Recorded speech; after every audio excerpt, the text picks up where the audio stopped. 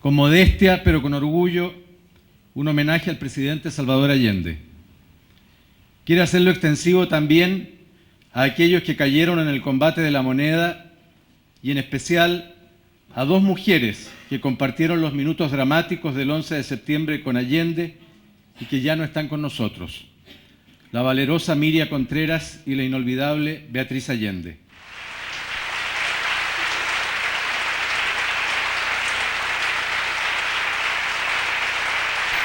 Escucharemos los testimonios de un grupo de aquellos que acompañaron a Allende durante sus últimas horas.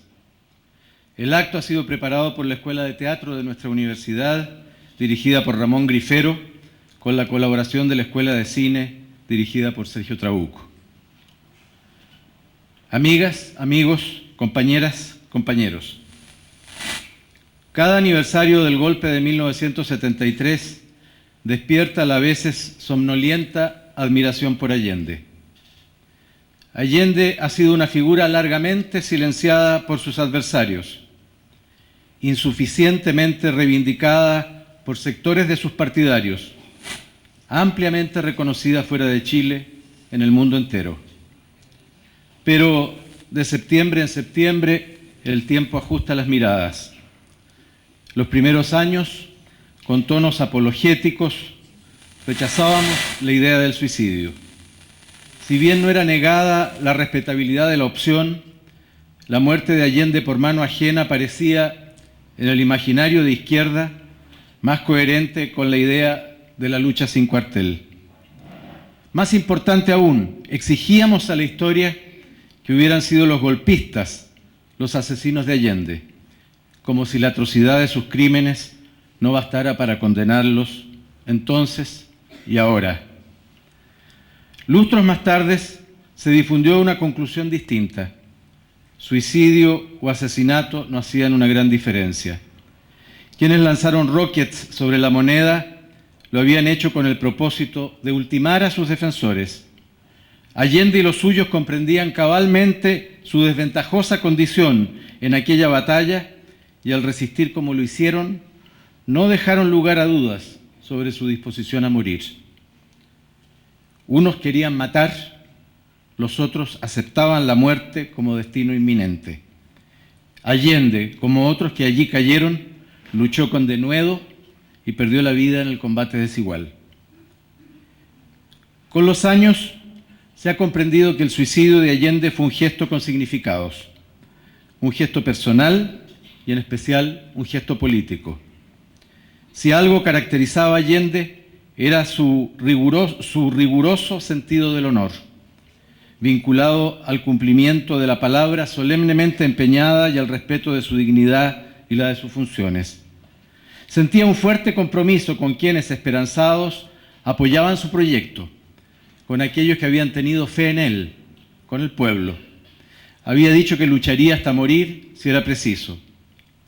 Allende nunca se imaginó como un derrocado presidente latinoamericano administrando en exilio las disputas de sus seguidores y produciendo una y otra vez explicaciones sobre su derrota. Prever con exactitud ese 11 de septiembre era imposible. Es probable, sin embargo, que Allende haya alcanzado a imaginar partes del episodio. Quizá entonces ratificó una conducta. Era el jefe no de un partido, de un movimiento o de un gobierno, sino el líder de un proyecto de inmenso significado universal, la audaz tentativa de realizar un segundo modelo de transición al socialismo. Ante la derrota, pagaría con la vida para dotar de orgullo a su pueblo, un pueblo que no debía dejarse masacrar, para debilitar y denigrar a sus enemigos, traidores, cobardes, rastreros, al impedirles aprisionarlo y someterlo a indignidades, para fundar un futuro, por lejano que fuera, en que otros hombres, otras generaciones, abrirían nuevas alamedas de libertad. Allende era un revolucionario que creía en la democracia. Pertenecía a una estirpe que en el siglo XX, en diversos lugares del planeta, escribió notables episodios de heroísmo y solidaridad. Eran gentes que pensaban que la vida, para ser plena, requería una gran causa, tan grande e importante que justificaba incluso la muerte, que a veces hasta la silla imprescindible. Sí, el tiempo ajusta las miradas. Ocurrirá con la mirada colectiva sobre Allende, que ahora despierta en septiembre, que luego se aquieta, que a veces pareciera no existir.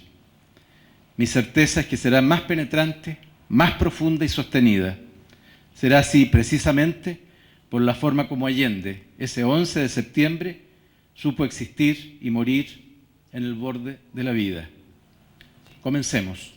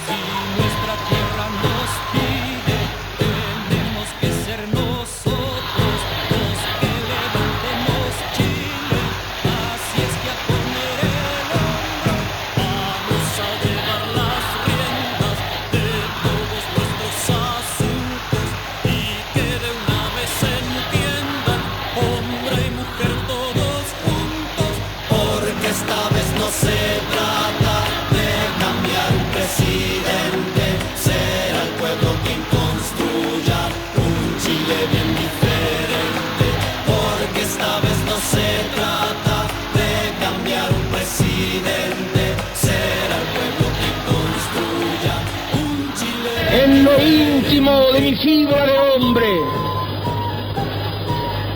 como siento en las profundidades humanas de mi condición de luchador, lo que cada uno de ustedes me entregara. Esto que hoy germina es una larga jornada. Yo solo tomé en mis manos la antorcha que encendieran los que antes que nosotros lucharon junto al pueblo y por el pueblo. Ciudadanas y ciudadanos de Santiago, trabajadores de la patria, ustedes y solo ustedes son los triunfadores. Les pido que se vayan a sus casas con la alegría sana de la limpia victoria alcanzada, y que esta noche, cuando acaricien sus hijos, cuando busquen el descanso, piensen en el mañana duro que tendremos por delante, cuando tengamos que poner más pasión y más cariño para hacer cada vez más grande a Chile y cada vez más justa la vida en nuestra patria. Este triunfo debemos dárselo en homenaje a los que cayeron en las luchas sociales y regaron con su sangre la fértil semilla de la revolución chilena que vamos a realizar. Un Chile bien diferente, venceremos, venceremos, mil cadenas habrá que romper, venceremos, venceremos, la miseria sabremos vencer, venceremos, venceremos, mil cadenas habrá que romper, venceremos, venceremos, la miseria sabremos vencer. Campesinos, soldados, mineros, la mujer de la patria también, estudiantes, empleados y obreros, cumpliremos con nuestro deber, sembraremos las tierras de gloria, socialista será el porvenir, todos juntos seremos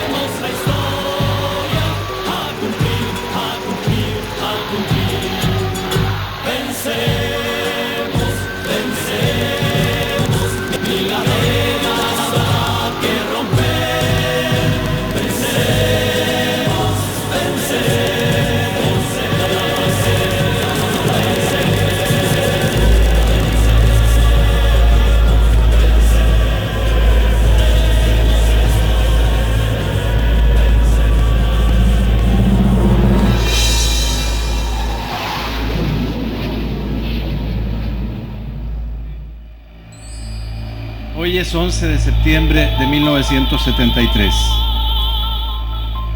Junto a Salvador Allende están, entre otros, Arturo Girón, médico personal y ministro de Salud.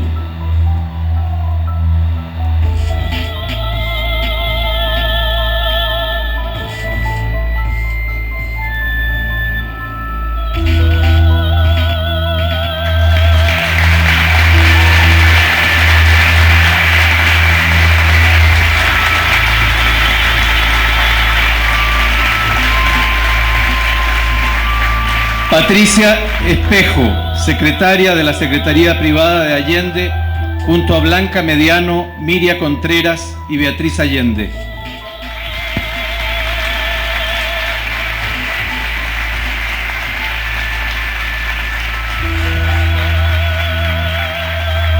Isidro García, miembro de la Guardia de Seguridad Presidencial, conocida como GAP.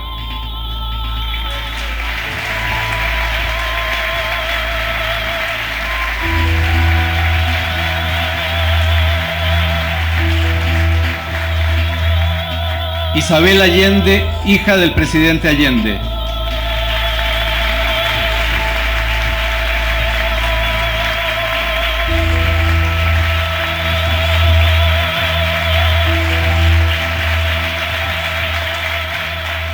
Carlos Jorquera, amigo personal, periodista y jefe de prensa de Allende.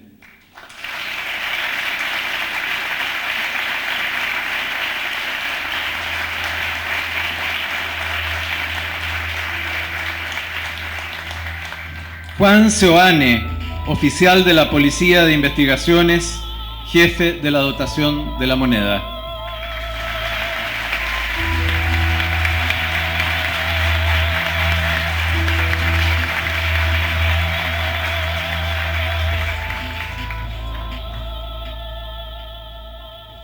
Muchas gracias por invitarme.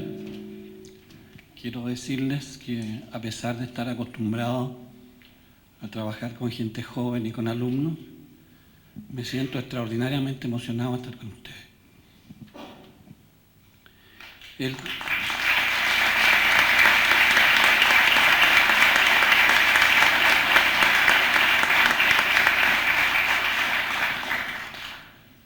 10 días antes del 11 de septiembre había dejado el ministerio y me había reincorporado a mi hospital y a mi universidad.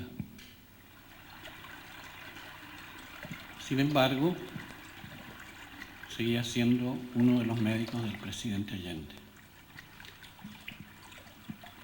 Al reincorporarme al hospital, esto significaba que me levantaba muy temprano. Y deben haber sido como a las 7 de la mañana que recibí un llamado. Siempre he creído que fue Patricia quien me llamó.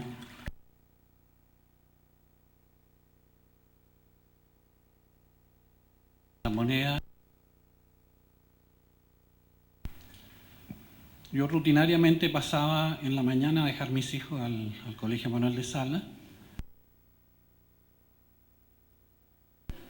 Ese día les tuve que decir que ellos se fueran por su cuenta y yo partí hacia la moneda. No me recuerdo bien el recorrido que hice, pero debe haber sido por la avenida Tobalaba, la Costanera. En ese tramo no había problema. Y debo haber bajado por Amunátegui o por una de esas calles. Y al llegar a Morandé, ahí me detuvieron los carabineros. La moneda estaba en ese momento cercada. Deben haber sido aproximadamente un poco antes de las 8. El presidente ya había llegado. Mostré mis credenciales del gobierno y me dejaron pasar. Estacioné mi auto en el garage que quedaba en Morandé, al frente de la puerta de Morandé. Y entré a la moneda por esa puerta que se va a reinaugurar próximamente. Ya había bastante gente en el palacio. Estábamos en el segundo piso. tratando de averiguar realmente qué es lo que pasaba. Me recuerdo haber contactado con Osvaldo Puccio, secretario del presidente, quien rápidamente me dijo que pareciera que había un alzamiento de la Marina en Valparaíso. Después se incorporaron el resto del equipo médico con el cual nos juntamos y pues paulatinamente nos fuimos informando, estuvimos con el presidente y nos fuimos informando que realmente venía un golpe de todas las Fuerzas Armadas y de Carabineros. Eso es más o menos el aspecto que yo encontré a la llegada y después se fueron sucediendo rápidamente todos los acontecimientos que ustedes saben al final. Buenas noches. Mi intención es transmitirle lo que yo sentí y lo que vivimos, no solamente el día 11, sino que lo que estábamos viviendo en las últimas semanas. Vivíamos una continua tensión, habían todos los días rumores, vivíamos tensos, vivíamos en una situación que llegaba a veces hasta el límite. A nosotros nos tocó compartir mucho con el presidente Allende, estábamos permanentemente muy cerca de él. Él siempre guardaba su compostura, su serenidad, y a veces éramos nosotras las que no éramos capaces. Aquel día 10, me acuerdo que fue la última vez que yo lo vi, en la noche. Esa noche nos retiramos a la casa, un poco más normales. Esa noche estaban nuestros hijos en la casa, lo anteriormente a veces no dormían junto a nosotros. Y lamentablemente ese día a las 7:10 de la mañana recibo una llamada y me dice el doctor Oscar Soto, cardiólogo del presidente: Patricia, estará enfermo el presidente, me llaman a La Moneda. No puede ser, digo yo, el presidente estaba bien. Espera un minuto que yo llamo. Llamé a Tomás Moro, me contestó la compañera del telefonista. Le digo, ¿qué pasa? No, no pasa nada. ¿Pero cómo que no pasa nada? ¿Qué pasa? Hay orden de no informarle a las mujeres. Nuestro presidente dijo que no. Le digo, pero nosotros tenemos que saber, pásame con el presidente. Lamentable, ya se fue a La Moneda. Con mucha tristeza me tocó llamar a Tati, quien tenía el teléfono ocupado, y después me tocó llamar al doctor Girón, que no lo había dicho antes, y a Isabel, y tener que decirle, parece que pasa algo terrible.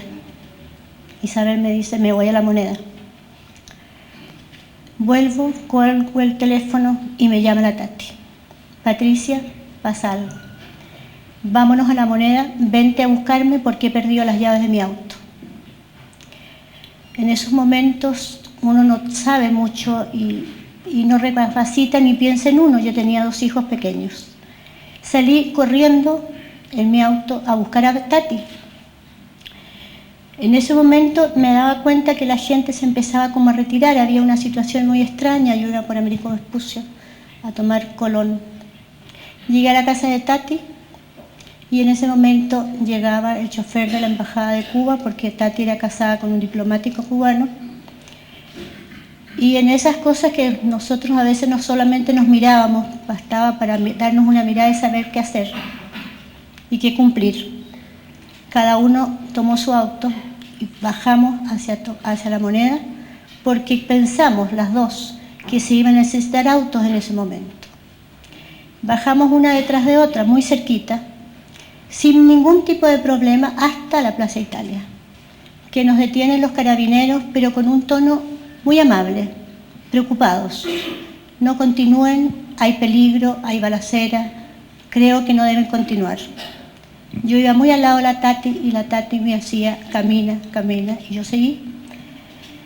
Nos fuimos, me acuerdo, por el Parque Forestal, salimos en algún momento hacia la Alameda y tomamos la calle Moneda. ya había un ambiente tremendo, había mucha gente, eso deben haber sido las 8 más o menos, un poco antes tal vez. No es fácil acordarse. Llegamos y yo siento ya un ambiente hostil tremendo, había gente en la calle dura y había ya una barrera de carabineros, supongo, en la esquina de Morandé con Moneda. Beatriz, como era, como siempre fue, rompió la barrera y no hubo nadie en que la parara. Y siguió.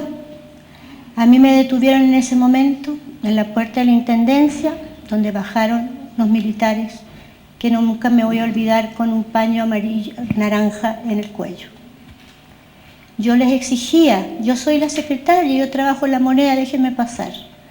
Me acuerdo que un militar con mucha fuerza me apretaba el brazo, pero yo inconsciente seguía insistiendo.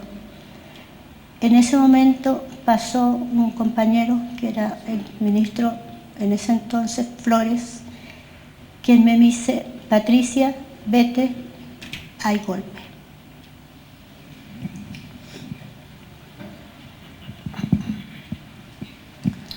Buenas noches. Bueno, nosotros en realidad ya habíamos tenido la experiencia de la tentativa de golpe que hubo para el 29 de junio.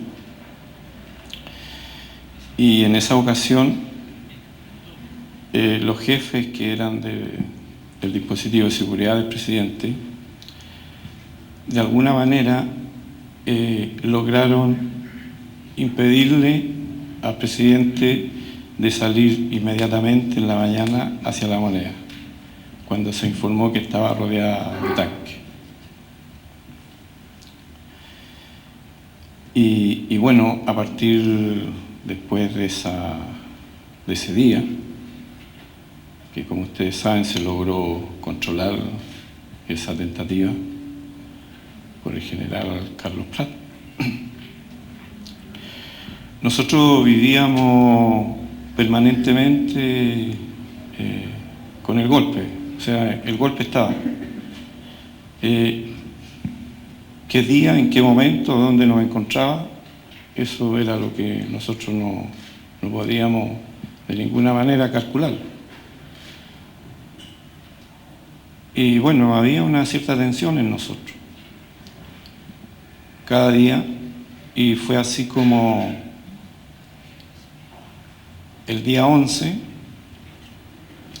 muy temprano, a eso de las 6 de la mañana, el compañero que estaba de guardia en el 14, que le llamábamos nosotros, que era el citófono número 14, y era en un pequeño despacho que había a la entrada del dormitorio del presidente, en donde permanecía durante la noche un compañero, 1 hora cada uno. Nos turnábamos. O sea, nosotros estábamos 24 horas con el presidente. Y nos íbamos cambiando cada 1 hora. Y a menudo en esa guardia, cuando el compañero venía de vuelta, nos hacíamos bromas, que había que levantarse porque había golpe. Era una manera de bajar la tensión, ¿no? Y bueno, así sucedió que este día 11 de septiembre no era broma. Llegó una vez más el compañero nuestro a despertarnos. Y bueno, los primeros minutos efectivamente nosotros pensábamos que era una broma más. Pero luego sonó la alarma por segunda vez y comprendimos que esta vez iba en serio. Y ya llegó nuevamente un jefe nuestro a decirnos que había que salir inmediatamente, que el presidente estaba esperando. Y salimos prácticamente todos sin vestirnos correctamente. Nos pusimos un pantalón, una polera, lo primero que encontramos. Y bueno, salimos los 3 autos de escolta, más una camioneta,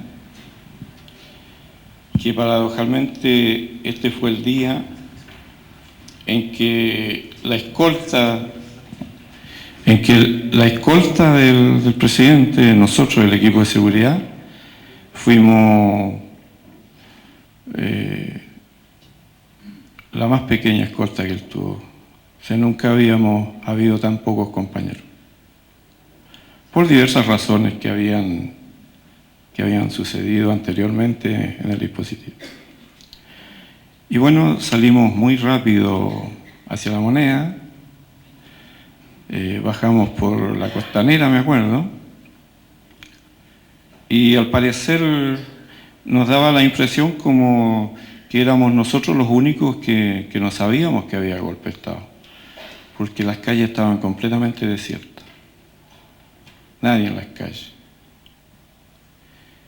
Llegamos a La Moneda por la entrada principal y encontramos que estaba rodeada de carabineros.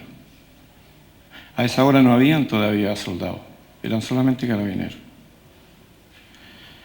Y bueno, yo ese día iba conduciendo uno de los vehículos de escolta, dejamos al presidente en la entrada y luego se nos ordenó por nuestros jefes que lleváramos los autos al garaje, que estaba ahí en Morandé 80, al frente de la puerta esta que se está abriendo nuevamente, y que permaneciéramos cerca de los autos si había que salir en cualquier momento. Y de lo contrario, que si no era así y había enfrentamiento o combate, como le llamábamos nosotros, nuestra misión era ocupar el Ministerio de Obras Públicas.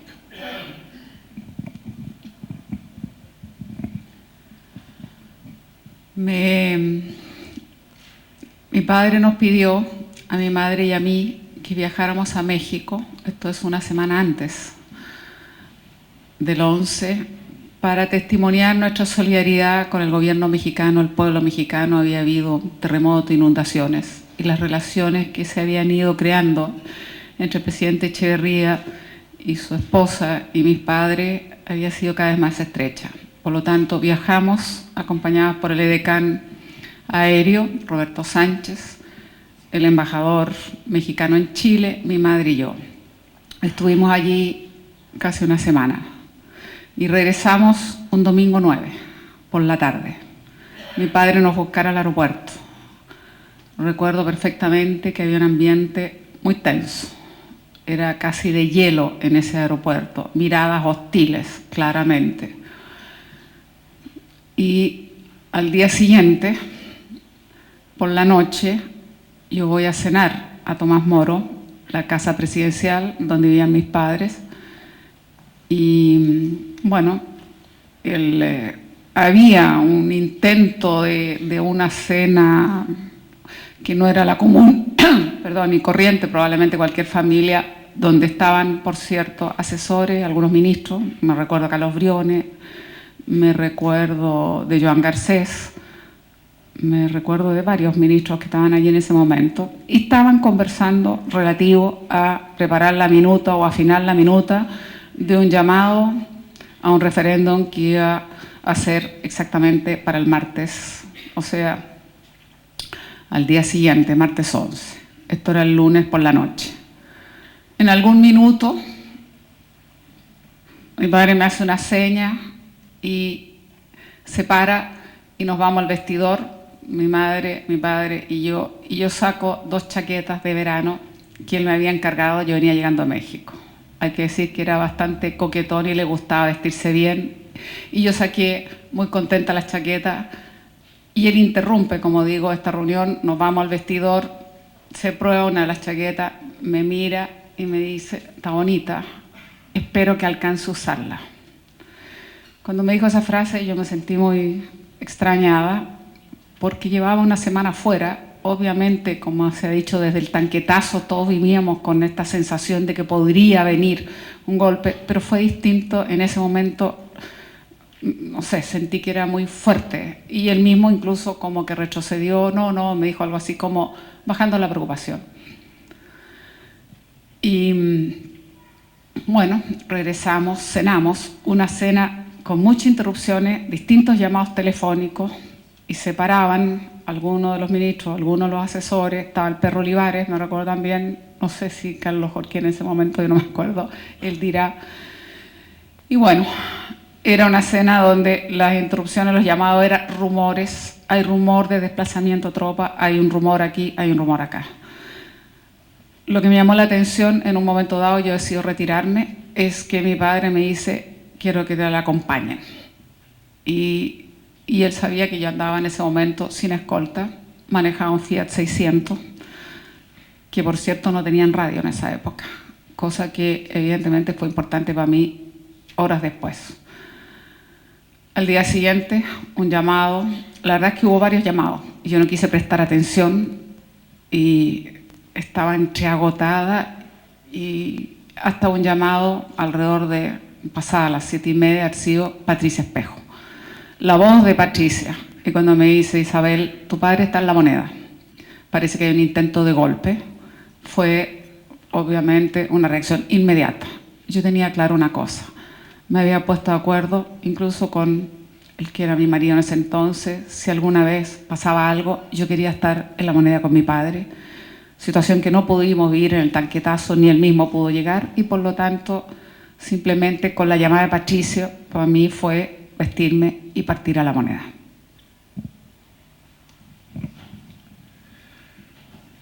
Ahora me toca a mí hablar de la mañana del martes 11 de septiembre. Bueno, una mañana que no podré olvidar y que nunca podré relatar tampoco. Entre otras cosas, porque más que mi colega con mi hermano, de amigo que fuimos, el perro Olivares, nos había cambiado la vida en muy pocas horas.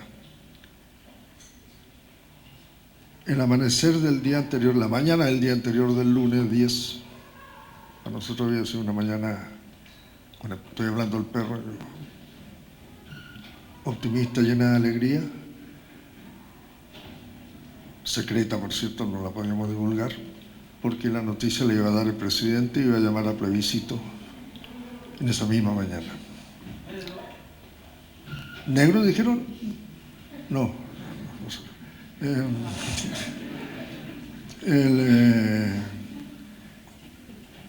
Quiero decirle por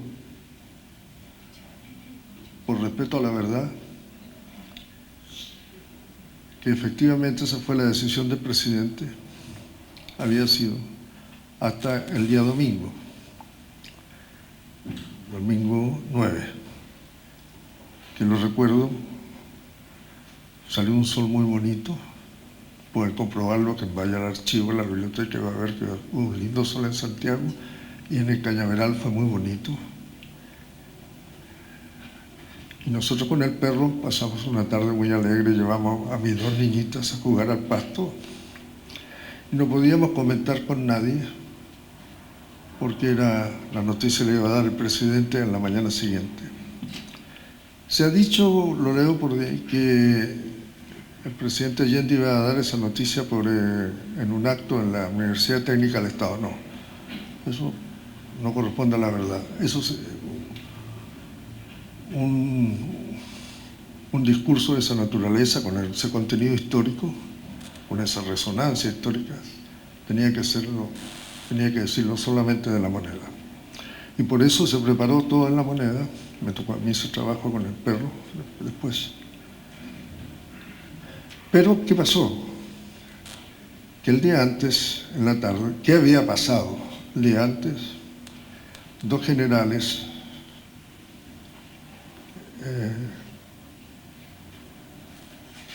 que aseguraban su lealtad al presidente,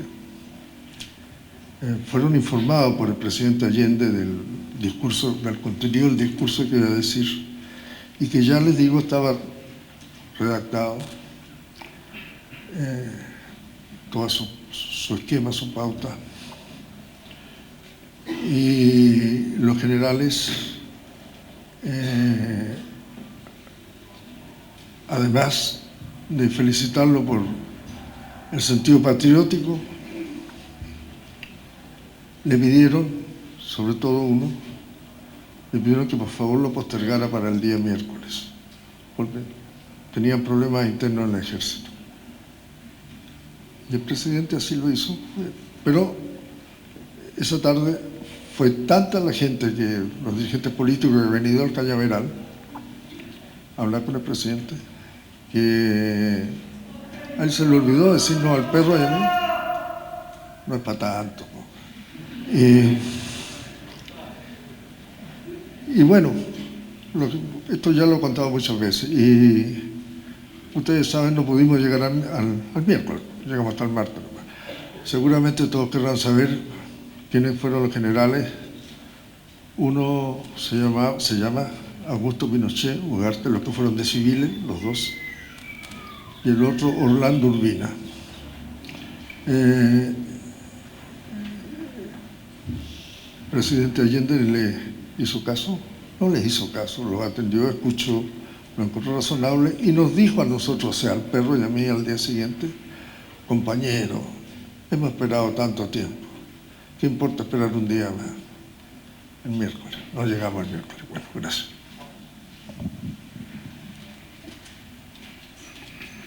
Buenas noches. Yo era jefe de la Guardia de Investigaciones en La Moneda, de la sección Presidencia de la República. El día 11 de septiembre me llamaron desde la casa del presidente Tomás Moro alrededor de las 6:30, 6:45, para decirme que el presidente iba a bajar a La Moneda y que necesitaba una escolta. Naturalmente nosotros, en un caso de esta emergencia, tuvimos que recurrir a un sistema que teníamos telefónico de cadena a fin de, a la mayor brevedad, juntarnos todos y poder prestar este servicio. Yo, como tenía un auto y era el que estaba más cerca, pasé a buscar a varios compañeros y de inmediato que subí hasta Tomás Moro, pero llegué cuando el presidente ya se había venido hacia La Moneda. Tomé la costanera, el mismo camino del presidente, llegué a Mapocho y de ahí por Teatinos en dirección a La Moneda. Me encontré con una barrera de carabineros en la calle Agustina, pero al conocer el auto, que era un auto policial con personal policial, nos dejaron pasar. Llegué a La Moneda, me di vuelta alrededor de La Moneda y estacioné en Morandé 80 y por esa puerta entré. El palacio se veía protegido por carabineros con equipo de combate y tanquetas habían en las 4 esquinas del palacio. La guardia estaba preparada, había sacado ametralladoras pesadas, las tenía instaladas en lugares estratégicos y porque era la guardia del palacio, precisamente de carabineros, la encargada de proteger el palacio en el caso de algún ataque.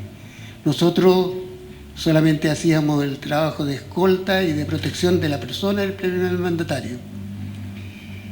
Lo primero que hice al ver esto es llegar hasta la oficina y llamar por teléfono a la dirección general, donde hablé con el director, don Alfredo Yoñán. Él me dijo que en realidad había un movimiento de tropas en Valparaíso y que el presidente, nosotros debiéramos permanecer al lado del presidente, que esas eran las únicas instrucciones. Nosotros éramos en ese momento 18 funcionarios, incluyéndome yo, y uno de ellos estaba muy mal y aprovechando cuando empezó a salir el personal de servicio de La Moneda, se fue. Quedamos solamente 17 funcionarios en La Moneda. Eso es más o menos lo que pasó para mi llegada. Yo tenía un trabajo bastante subalterno, no era una persona que tuviera un asesor del presidente ni estaba cerca de él. Él en ese momento se encontraba reunido con suministros, con asesores y con los edecanes con los cuales dialogaba. La moneda estaba llena de gente de servicio, había una efervescencia inusitada y todos esperábamos el correr de los acontecimientos. En eso llegó el general director de Carabineros, el señor Sepúlveda, el que lo sucedía, el general Urrutia, y algunos personeros altos jefes de Carabineros. Entonces la situación se veía más o menos desde el punto de vista de defensa de la moneda bastante controlada hasta ese momento.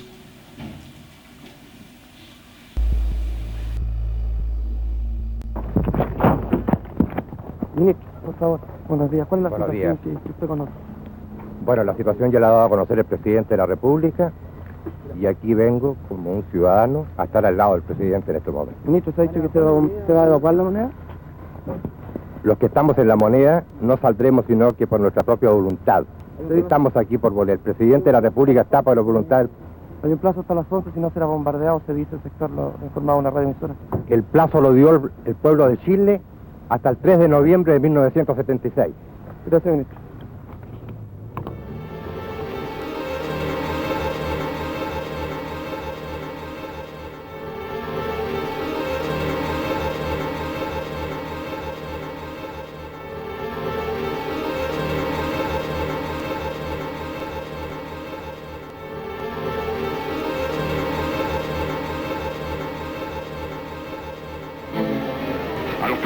Le pido que no se dejen ultimar, pero al mismo tiempo que defiendan su dignidad.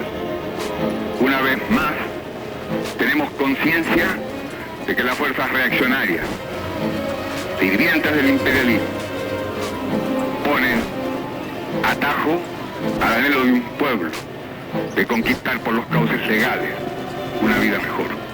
En este instante, los aviones pasan sobre la moneda.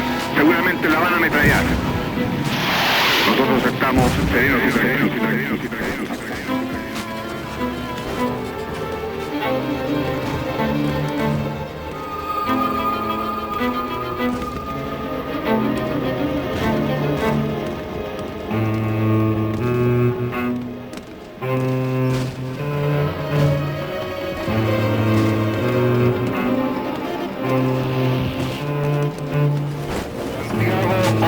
Septiembre de 1973.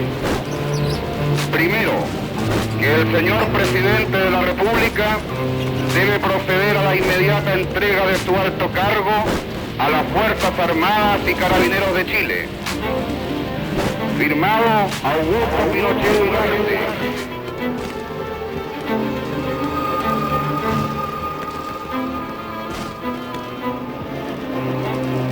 La Junta Militar de Gobierno declara lo siguiente: todas aquellas personas que insistan en la actitud suicida e irresponsable antes señalada serán objeto de un ataque definitivo por parte de los efectivos de las Fuerzas Armadas y de Carabineros. Los que fueran tomados prisioneros serán fusilados en el acto.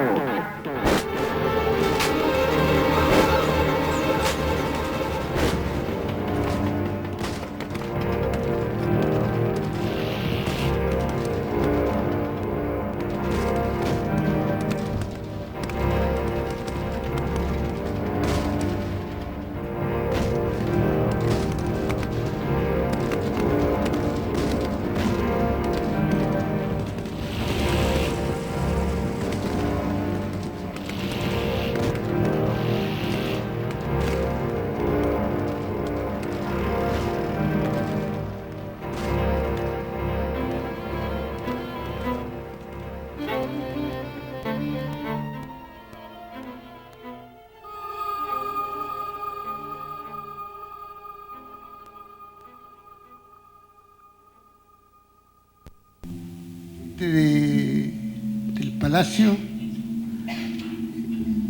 se encontraba muy inquieta. El presidente, en vista de eso, ordenó que se retirara el personal de secretaría y la gente de servicio, y ellos pudieron empezar a salir. Posteriormente, al enterarse de los acontecimientos y que los militares más o menos dominaban toda la situación, debe haber llamado, yo no estoy presente, pero debe haber llamado a Carabineros y los debe haber liberado de su responsabilidad de quedarse en el Palacio. Entonces los Carabineros, con el general director a la cabeza, se retiraron del Palacio con la Guardia Presidencial y la escolta de vehículos incluida, dejando abandonadas todas sus armas, casco y enseres de combate. El presidente me llamó y yo me encontré con él en el Salón Toesca. Él estaba solo y me dijo: Juan, yo quiero agradecerle lo que usted ha hecho al estar a mi lado, pero yo lo estoy liberando en este momento de su responsabilidad de permanecer junto a mí. Yo me voy a quedar con un grupo de revolucionarios en el Palacio, porque no me voy a rendir. Yo le dije que yo lo iba a acompañar y me dijo algo así como: yo sabía que usted se iba a quedar porque los viejos robles mueren de pie, pero tiene la obligación, Juan, de decirle a todos sus compañeros de que están liberados de la responsabilidad de quedarse acá. Yo reuní a todos los detectives y les informé de la decisión del presidente. Ellos me preguntaron que qué es lo que yo iba a hacer y yo le dije que mi responsabilidad era personal y no tenía nada que ver con el mando que yo tenía sobre ellos. Pero ellos decidieron personalmente cada uno de ellos quedarse. Y todos se quedaron. Éramos 17 detectives, incluyendo oficiales y choferes. Con el retiro de los Carabineros era bastante difícil poder pensar cómo se iba a defender la moneda. Y nosotros más o menos ocupábamos el sector norponiente del Palacio, que era donde estaba la dependencia del presidente y de la seguridad de los compañeros de seguridad del GAP. El presidente permanecía en ese sector y nosotros empezamos a recibir los primeros disparos de todas partes. Nosotros era muy poco lo que podíamos hacer debido al grosor de la pared del Palacio, que hacían exponerse mucho a salir para poder contestar el fuego. Sin embargo, tratábamos de hacerlo lo humanamente posible por hacerlo. Sin embargo, la gente que estaba en el Ministerio de Obras Públicas, que habían alcanzado a copar ese edificio, habían subido armamento y como tenían una altura superior, podían rechazar los avances de las tropas que trataban de infantería de avanzar. Eso fue lo que impidió la situación de que ellos se tomaran el Palacio antes del anunciado bombardeo. Como estaban anunciando el bombardeo, también fuimos a buscar de las cosas que el Carabinero había dejado abandonadas, armas más pesadas, cascos y máscara contra gases, porque nos empezaron a tirar gases lacrimógenos. Así la situación era bastante tensa, pero nunca vi en medio de todo este mare magnum de gente que estaba alrededor del presidente un quebrantamiento, de una histeria, un miedo. Creo que todos teníamos miedo, pero nunca vi ese pavor reflejado en actitudes de la gente. Vi una serenidad en todo y una seriedad de que enfrentábamos una situación muy difícil, quizá la última de nuestra vida, pero ante un líder de la calidad del doctor Allende, era imposible que uno lo pudiera dejar solo. Y hubiéramos sido nosotros un fraude como policía si nos hubiéramos retirado.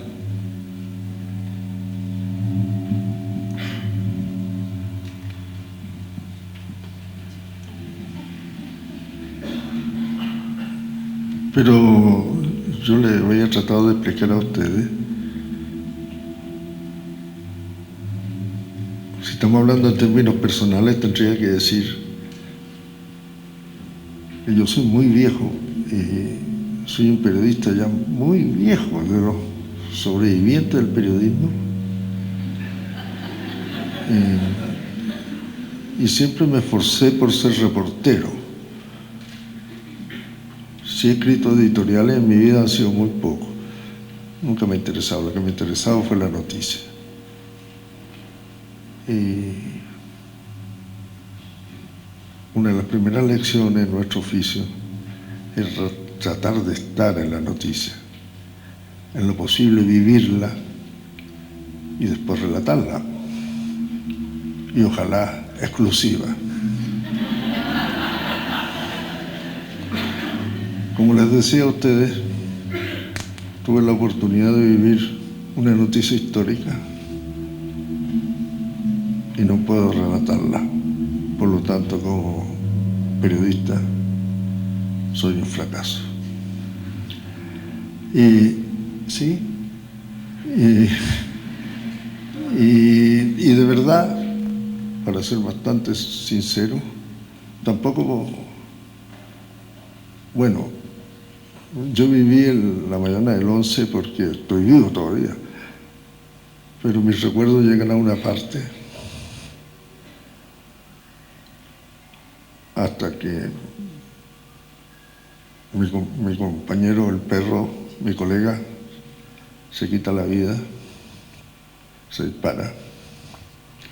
Muere en los brazos de Arturo Girón, el presidente, en medio de esos cañonazos, cañoneo y todo, ordena, pide un minuto de silencio, lo cumplimos y hasta ahí llego yo, porque después me puse a llorar y hace muy poco que paré de llorar. Así que el resto de la mañana fueron llanto. ¿Y qué más puedo decir? Lo demás ya todos lo saben. Y lo que más nos interesa, creo, a lo que tuvimos ahí en La Moneda, es que se sepa la verdad. Aunque nos demoremos 30 años, nos hayamos demorado 30 años, pero hemos ido avanzando bastante en eso. Y cada centímetro que avancemos se lo dedicamos a nuestros compañeros y a nuestro líder, que fue un ejemplo, a mi juicio, de consecuencia con la historia, con la política, y como un ejemplo para los políticos de todas las tiendas, que es lo primero que deberíamos exigirles nosotros que somos electores, consecuencia. El día que nuestros políticos digan, de todos los partidos, sean consecuentes, con perdón de Isabel, este país va a ser mucho más vivible. Muchas gracias.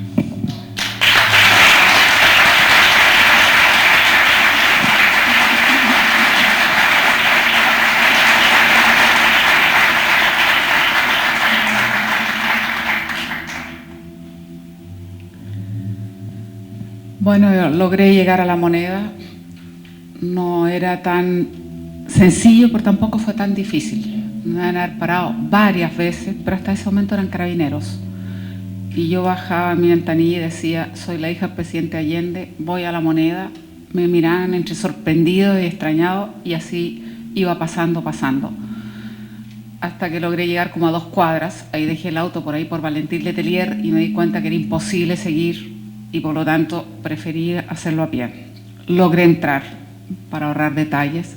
No era tan fácil, ya estaba rodeada. Me encontré circunstancialmente una persona que fue bastante decidida, porque había un carabinero que se negaba y apuntaba y decía no circula nadie, y nos echaba hacia atrás, y él le dijo, discúlpeme, pero aquí está la hija del presidente Allende, ella tiene que pasar. Y yo creo que eso logró, en concreto logré entrar. Yo creo que fui la última persona que entró, y entramos por Morandé 80 en ese momento, sube escaleras y me encuentro con Beatriz. Y me mira con esos ojos enormes, café maravilloso tenía, y me dice, ¿qué haces aquí? No puedes estar aquí, tienes que irte a Tomás Moro, nuestra madre está allí. Y yo la miré, por supuesto, también como extrañada, como diciéndole, no se ha dado cuenta lo difícil que fue llegar. Entonces le miré, imposible, y además no me voy a ir. Entonces camino hacia la Secretaría Privada y me encontré con Eduardo Paredes, el Coco Paredes. Y para mí fue como el aterrizaje, porque el Coco Paredes estaba en ese momento con un arma en la mano, me mira también como extrañado y me dice, pero tú te das cuenta, me dice, que esto va a ser hasta finish, usó esa palabra.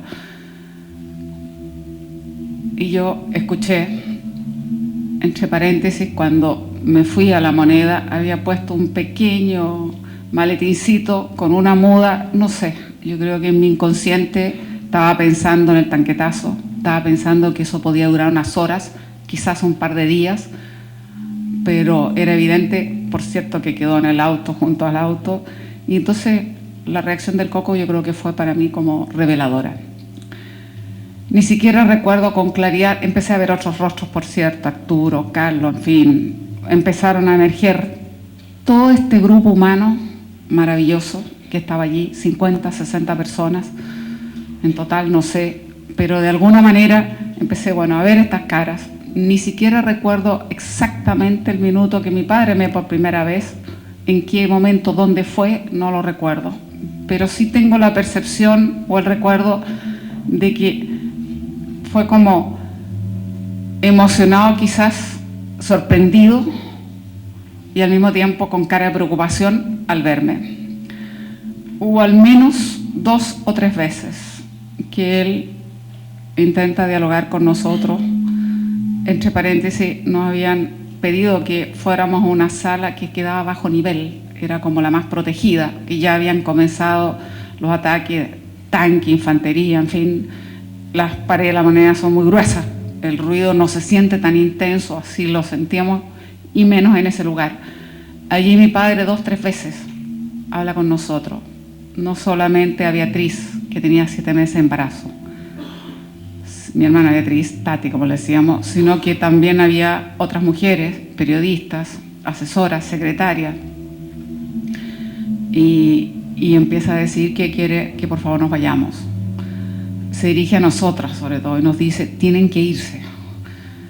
La reacción obvia es, no nos vamos a ir, estamos acá, queremos estar acá. Y yo creo que uno tiene un sentimiento muy fuerte en ese momento de compartir con lo que allí estaban. En algún minuto, 2 o 3 veces tuvimos este diálogo, en algún momento también, y ya ni siquiera recuerdo si tiene que haber sido antes, efectivamente él llama al Salón Toesca, y en el Salón Toesca él vuelve un poco a expresar lo mismo, no quiero muertes inútiles, es importante estos testimonios. Él le exige, por ejemplo, a Joan Garcés que debe abandonar La Moneda porque tiene que narrar, porque tiene que ser un testimonio de primera mano, lo que allí ha pasado, la traición incluso le dice. Por lo tanto, recuerdo que ese era como su conducta, su mensaje, decir, yo no quiero heroísmo, quiero que ustedes salgan, necesito que el mundo sepa lo que ha pasado. Y esto se lo transmitió a mucha gente. Nuevamente, desordenado, no sé ni siquiera cronológicamente en qué momento fue uno u otro, pero sí tengo el recuerdo que nuevamente se dirige a nosotros, ya de nuevo, en pequeño, no delante de todos. Y particularmente se dirige a Beatriz. Yo creo que su angustia era ver a Beatriz con sus 7 meses de embarazo. Y ese fue el momento que nosotros estábamos decididas que no. Por eso yo he dicho otras veces en entrevistas, sí, nos pidió, nos rogó, al final fue casi imperativo. Es decir, van a salir, tienen que salir. Y Beatriz, y además dice, he llamado al general Baeza, las va a esperar un vehículo para sacarlas de aquí. Yo pienso una vez más, aún en ese momento, en esa circunstancia, mi padre todavía creía que esa gente y esos militares eran hombres de palabra y por lo tanto hasta ese instante pensó que efectivamente iba a estar el vehículo. Bueno, ahí decidimos, y sobre todo fue Beatriz, y yo creo que eso le costó mucho y le dolió mucho, porque fue ella que dijo, no podemos seguir angustiando a mi padre, tenemos que irnos. Y fue ella la que tomó la decisión por nosotros, un grupo de mujeres que salimos juntas.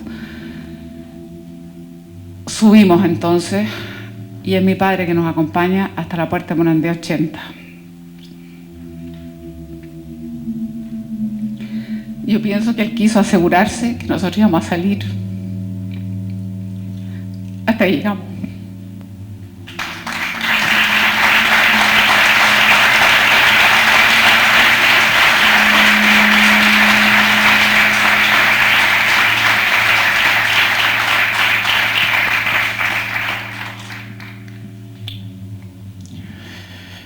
Bueno, nosotros, una vez que ya estaba clara la situación de lo que iba a pasar ahí,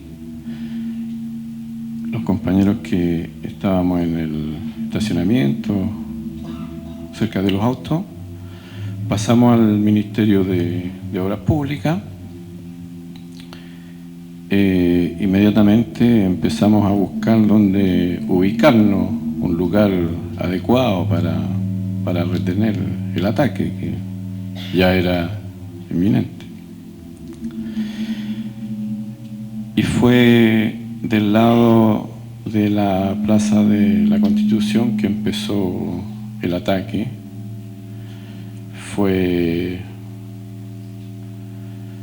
Yo creo que cada soldado que se encontraba ahí, cada arma que se encontraba en ese lugar, empezaron a abrir fuego contra la moneda. Nosotros, era poca la visibilidad que teníamos hacia el lado de la Plaza de la Constitución, desde el Ministerio de Obras Públicas. Tuvimos que ubicarnos del 5º piso hacia arriba. Esos eran los lugares que nosotros teníamos buena visibilidad. Y empezaron a avanzar los soldados por el lado de Alameda, Plaza Bulnes. Claro que ahí había algo que ese día no nos era favorable, estaban las excavaciones del metro. Y bueno, los soldados avanzaban y nosotros no éramos capaces de empezar a disparar, con la esperanza que eso se iba a detener el fuego y que hasta ahí iba a llegar. Era difícil para nosotros disparar contra soldados, y además que estaba claro que eran en su gran mayoría conscriptos, jóvenes como nosotros y aún más jóvenes que nosotros. Pero ellos avanzaban y bueno, nosotros tuvimos que hacer lo que había que hacer en ese momento. Éramos 5 compañeros que combatimos desde el Ministerio de Obras Públicas. Teníamos ahí un arma, una ametralladora .30, que a decir verdad, esa fue el arma que más nos sirvió. Y por el lado de Alameda, prácticamente, después de un momento, ya los soldados no avanzaban, no pudieron avanzar. También se ubicaron desde las excavaciones del metro. En un momento hubo prácticamente una lluvia de bombas lacrimógenas hacia el interior de la moneda, cosa que nosotros contrarrestamos rápidamente y eso se terminó. Pero después que no pudieron avanzar por la Plaza Bulnes, trataron también de buscar por el lado de la calle Lores Cócrane. También fuimos capaces de parar el ataque por ahí. Pero bueno, ya nosotros, a un momento que vimos que estaban sacando los compañeros de La Moneda, tratamos incluso de disparar, no a matar a los soldados que estaban entrando por Morandé, para tratar de disuadirlos, que no entraran, pero eso no se logró. Y luego ellos empiezan a protegerse con los propios compañeros nuestros. Y los van tirando al suelo, unos encima de otros, tratándolos mal. Y inmediatamente ahí aparece un tanque muy amenazante de querer pasarle por encima de ellos. Nosotros en realidad nos vimos obligados a parar el fuego. Imposible seguir disparando así con los compañeros nuestros que estaban ahí. Pero tampoco sabíamos qué pasaba exactamente. No veíamos al presidente. Y en ese momento, si nos trasladamos 30 años atrás, además que nosotros sabíamos y estábamos verdaderamente convencidos que el presidente vivo no se iba a entregar. Y entre nosotros existía mucho la idea que, bueno, la última bala era para uno. Teniendo presente que era el fascismo que estaba presente en nuestro país, ¿ya? Y que, bueno, más valía eso que morir en la tortura y denunciando muchas veces a sus propios compañeros. Y bueno, y las humillaciones, por supuesto. Entonces existía un poco la idea esa, y eso fue lo que a nosotros nos dejó un poco sin saber qué pasaba, porque si los compañeros estaban saliendo vivos, significaba que el presidente estaba vivo. ¿Ya? Y a partir de ese momento, algunos de nuestros compañeros tenían la idea que siguiéramos resistiendo hasta el final. Otros nos fuimos de la misma idea y pensamos en buscar mejor una manera de salir. Se nos presentaba otro problema. ¿Cómo salíamos? Habían llegado al ministerio alrededor de unas 200, 250 personas, funcionarios, a trabajar en la mañana temprano. Claro que todas estas personas estaban en los subterráneos, protegidos. Igual muchos nos habían visto, ya que existía la idea de salir entre la gente misma, pero también que nos podían delatar. Y bueno, y surge la idea, como dijimos en ese momento, jugar ruleta rusa, o sea, salir de los primeros. Si se daban cuenta en quiénes éramos, bueno, hasta ahí llegábamos. De lo contrario, los militares no se iban a dar cuenta o no se iban a imaginar que las primeras personas que estaban saliendo eran las personas que estaban resistiendo desde ahí. Fue lo que hicimos. Y bueno, fuimos saliendo y nos fueron tirando a todos en la vereda del lado de La Moneda, en el suelo, uno encima de otro. Y debe haber sido después de un cuarto de hora, 20 minutos, que un oficial dice que todo el mundo tenía que entregar sus carnets de identidad e irse a sus casas. Y 3 días después, venir al Ministerio de Defensa a retirar sus carnets. Y bueno, entregamos los carnets y nos fuimos a nuestras casas.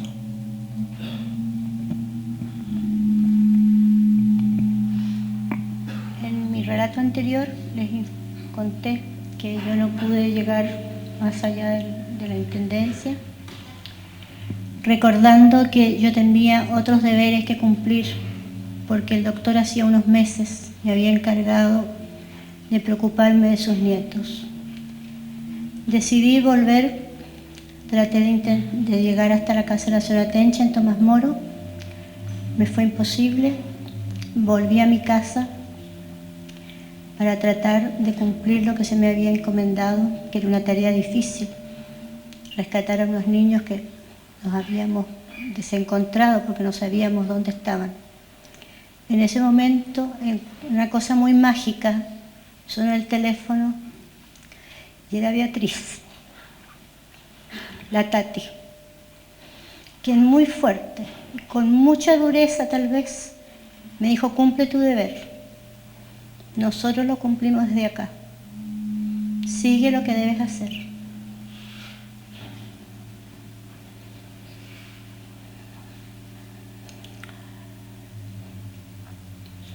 Me cortó el teléfono y en ese momento sentí una fuerza tan grande, no sé, una cosa como extraña, y decidí que tenía que cumplir aquello, tratar de buscar a los niños, sacarlos, defenderlos. Y nuevamente una llamada de otro compañero y amiga, la Vallita, quien con mucho dolor, casi en un estado un poco tremendo, me dice: Pati, me tomaron Enriquito, ve qué puedes hacer. Enriquito era su hijo. Y qué impotencia, no se podía hacer nada. No sabíamos a dónde ir, cómo buscar.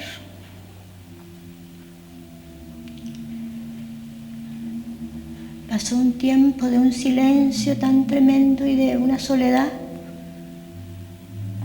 Y nuevamente un llamado para decirnos: estamos mal, me voy a quedar, no voy a salir, ándate a la Embajada de Cuba.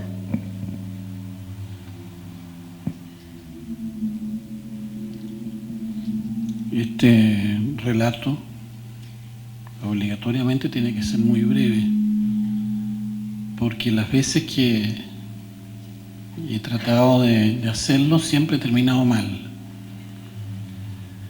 Bueno es recordar que a pesar de las bombas, los rockets, las bombas lacrimógenas, el bombardeo terrestre, el incendio, una de las preocupaciones del presidente Allende fue la integridad de nosotros. Él en varias oportunidades nos invitó a retirarnos. A veces me han preguntado ¿por qué se quedaron? Siendo además tan inútiles en el combate. Ninguno de nosotros sabía combatir. Piensen ustedes en Carlos Jorquera, lo inútil que debe ser para combatir,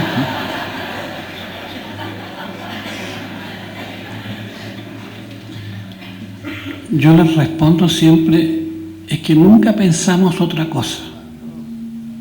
Nunca pensamos dejar al presidente. Una vez que se acordó la rendición,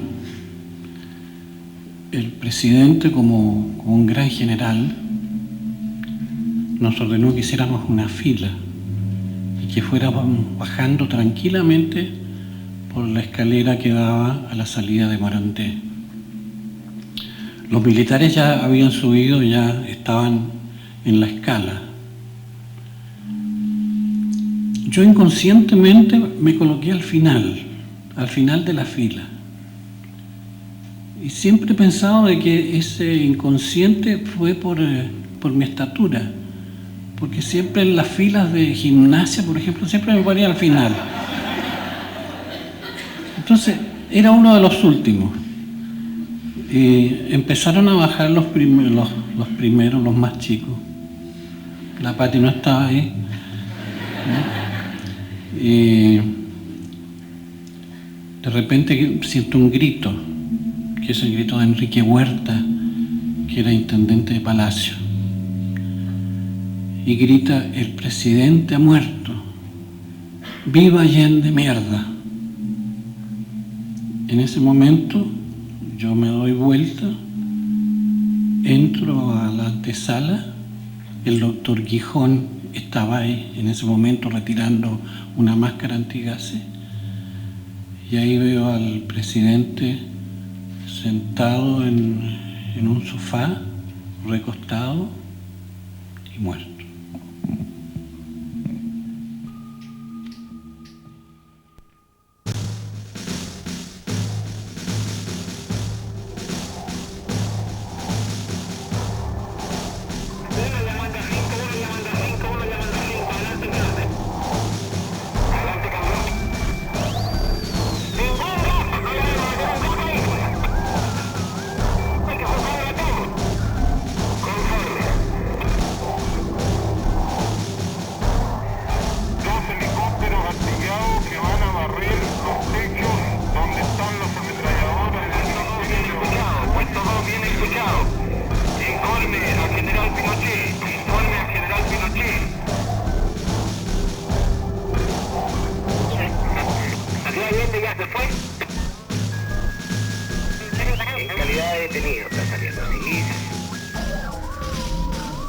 Las otras personas que se rindan, las personas principales que se rindan.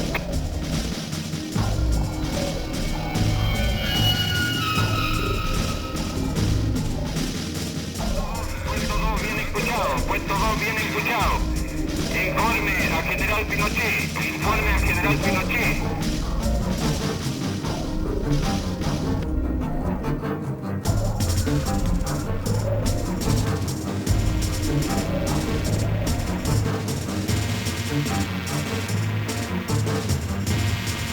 Ha salido de la moneda una cantidad de gente, pero todavía no me han confirmado si entre ellas está Allende. Parece que no.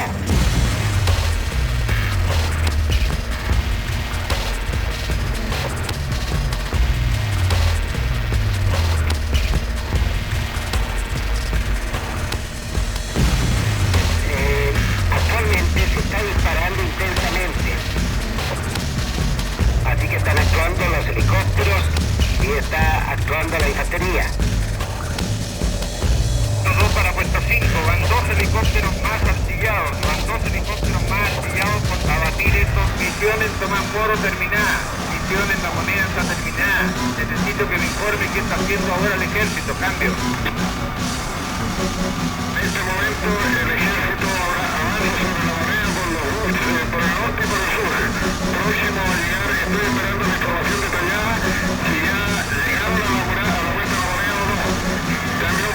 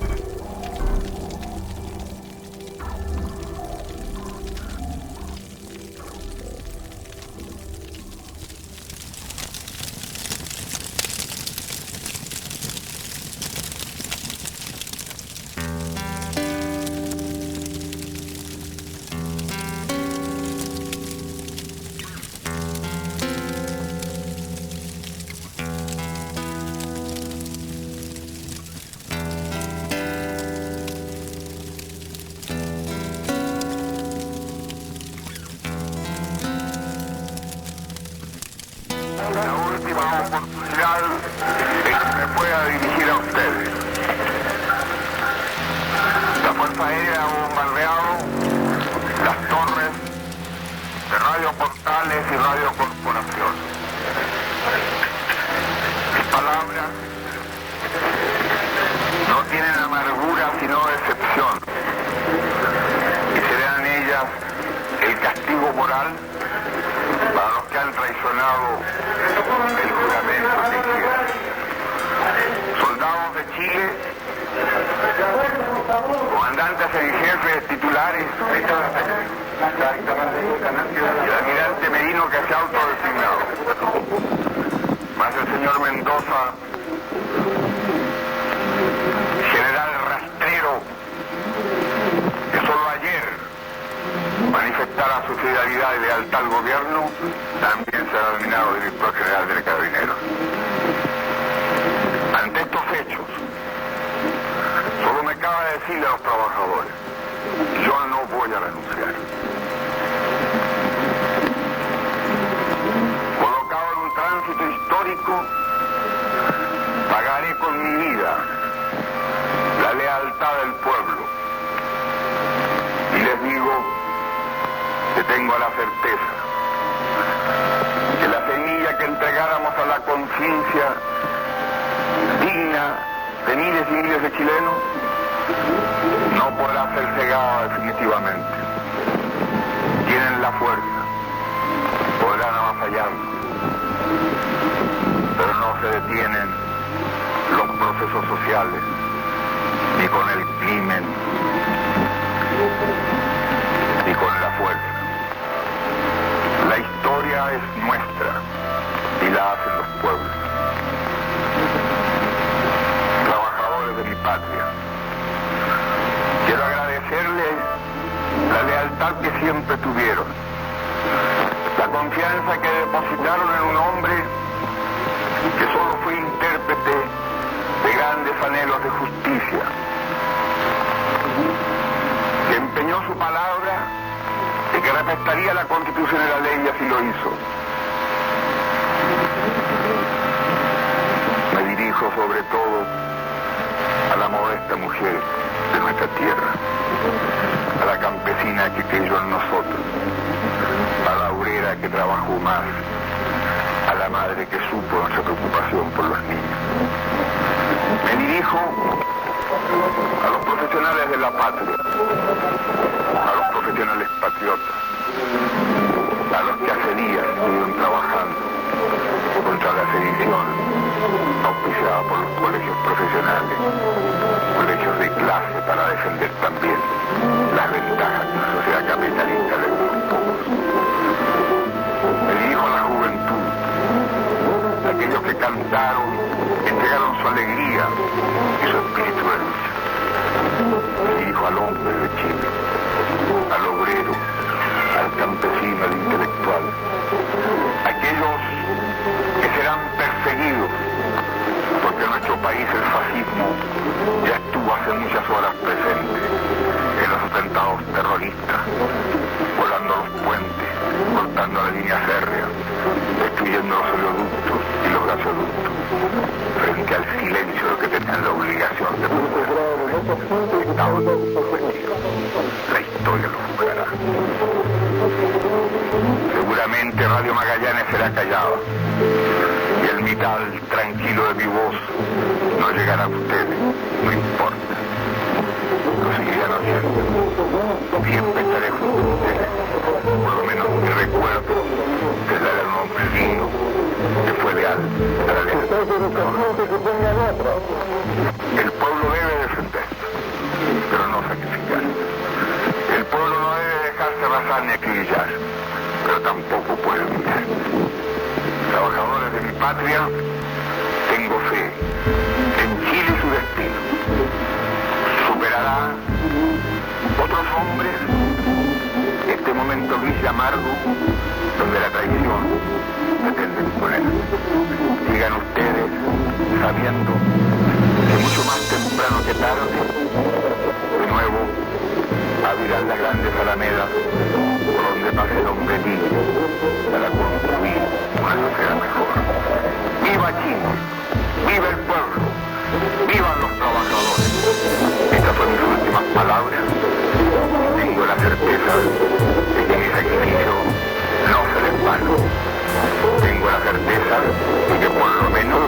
será una lección moral que castigará la felonía, la cobardía y la traición.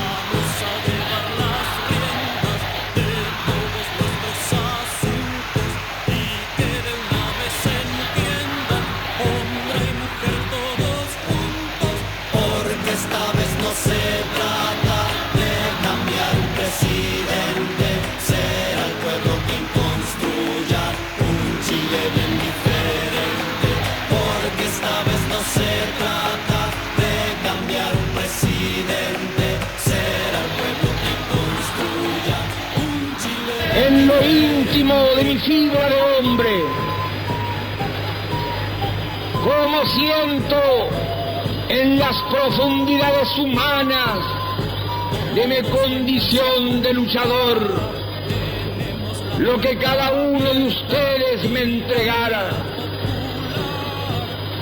Esto que hoy germina es una larga jornada. Yo solo tomé en mis manos la antorcha que encendieran los que antes que nosotros lucharon junto al fuego.